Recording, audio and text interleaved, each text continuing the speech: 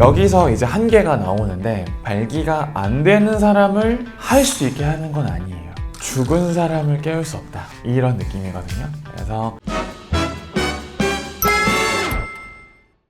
안녕하세요, 고추장 선생입니다. 오늘은 그 유명한 비아그라에 대해서 이야기를 해보도록 하겠습니다. 비아그라의 효능, 효과에 대해서는 모두 다 잘 알고 계시죠? 그래서 오늘은 비아그라가 어떻게 작동하는지, 그리고 그 한계, 비아그라 말고 또 다른 방법은 없을까? 이런 거에 대해서 이야기를 해보도록 하겠습니다. 먼저 비아그라는 처음 개발된 거는 심장약이었죠. 심장약으로 개발되었다가 이제 발기부전 치료제로 바뀌게 된 케이스죠. 요거는 다 아실 거고, 비아그라가 어떻게 우리 몸에 작동을 하는지 알려드리도록 할게요. 발기가 되는 것과 발기가 유지되는 이 두 가지 메커니즘이 있는데, 비아그라는 이 발기가 된 것을 유지시키는 그 메커니즘에 작용을 하는 치료제입니다. 이름은 너무 복잡하니까 제가 A, B로 대체를 할게요.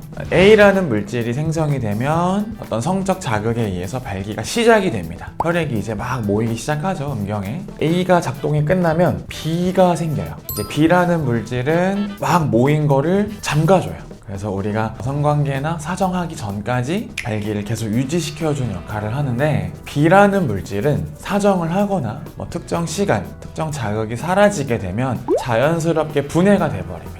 그래서 이 B가 사라짐으로써 발기가 풀리고 끝! 이렇게 되는 거거든요. 비아그라는 이 B가 분해되지 않게 딱 막아줘요. 그러니까 B라는 물질이 계속 우리 몸에 작동할 수 있는 시간을 확보해준다 라고 보시면 됩니다. 여기서 이제 한계가 나오는데, A 역할을 못 해줘요. 무슨 말이냐, 발기가 안 되는 사람을 할 수 있게 하는 건 아니에요. 죽은 사람을 깨울 수 없다, 이런 느낌이거든요. 조금이라도 성적 자극에 의해서 나의 음경 해면체, 정확히는 그쪽에 혈액이 모이기 시작은 해줘야 돼요. 그 환자분들이 흔히 이제 말씀하시는 게 죽어있는 걸 살려주는 거 아니냐라고 하시는데, 그건 아니고요. 조금 살아있긴 해야 돼요. 살아있긴 한 것을 더 오래 유지시켜준다 라고 보시면 됩니다. 그리고 비아그라의 치명적인 한계는 당연히 이제 심장 관련인데, 이게 아무래도 초기에 심혈관계를 타겟으로 나온 약이다 보니 심장 질환이 있는 분들은 상당히 유의를 하셔야 되거든요. 가장 결정적으로 내가 과거에 심근경색 또는 집안 유전에 심근경색이 있다면은 이거는 정말 금기, 절대 복용해서는 안 됩니다. 비아그라는 확률이 사실상 높은 약이 아닙니다. 무슨 말이냐, 3분의 1 확률로 안 들어요. 아무리 먹어도 유지가 안 되고 발기가 잘 안 될 수 있습니다.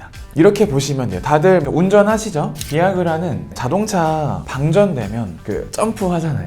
배터리 탁 끼워서. 일시적으로는 자동차가 움직일 수 있게 하지만 기름을 채워준다거나 엔진 오일이 아닙니다. 근본적인 게 아니라는 거죠. 실제로 제가 진료를 해보면 비아그라를 사실 점점 많이 먹게 돼요. 나중에는 정말 농담 삼아서 한 통 다 먹게 된다, 이렇게 표현을 하는데, 정말 기름을 채워주거나 엔진 오일을 이렇게 넣어서 좀 더 잘 굴러가게 만드는 게 중요합니다. 제가 권장드리는 검사는 회음신경 검사, 이런 거 초음파로 하는 그런 검사들을 가장 권장드리고요. 거기서 문제가 발견되었을 때는 신경을 좀 더 치료해주다든지, 아니면은 자율신경 검사하면 낮아져 있는 어떤 항목이 있거든요. 그 항목을 채워주는 약물 치료, 환도 좋아요.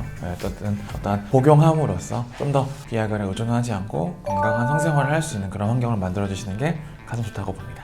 원장님, 보통 대부분의 약이 내성이 있잖아요. 그렇죠. 많이 먹게 되면은. 네. 비아그라도 많이 먹게 되면 내성이 생기나요? 비아그라에 공식적으로는 내성이 없다, 있다, 이렇게 결과가 뚜렷하진 않은데, 상당히 오랫동안 비아그라 복용, 요새는 시알리스 보면은 안 들어요. 사실 이게 중요하죠. 어떤 연구 결과가 뚜렷하게 있다 없다가 아니라, 진짜 먹어본 사람들은 한 알, 두 알, 두 알 반, 세 알 계속 늘어나게 되거든요. 복용하는 분들한테는 내성이 있다고 정말 확신하는 편입니다.